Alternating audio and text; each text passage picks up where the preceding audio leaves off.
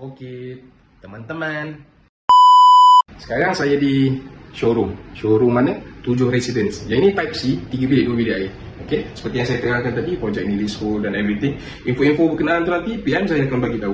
Sekarang ni saya nak bawa pusing showroom dulu. Okey, bagi gambaran. So yang ini contohnya kawasan dapur. Tu ada yard lah macam biasa lah. Okey, untuk basuh baju. Okey, kawasan yard. Kemudian kita ada macam biasa lah type dia, kawasan dining area, okey, living hall dan ruangan untuk bilik. 3 bilik, master bedroom akan ada bilik air dia sendiri macam yang ini. So boleh andaikan interior design awak sendiri. Yang ini dia buat macam walk-in wardrobe nya area. Dan juga yang ini bathroom lah, bilik air sendiri lah untuk master bedroom macam biasa. Yang ini bilik air untuk guest.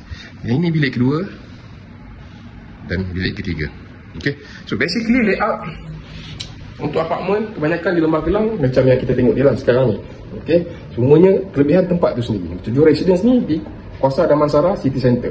Memang salah satu projek yang kita kategorikan sebagai TOD, Transit Oriented Development, sebab sangat dekat dengan kawasan Central MRT Station dan juga kawasan Damansara itu di tengah-tengah.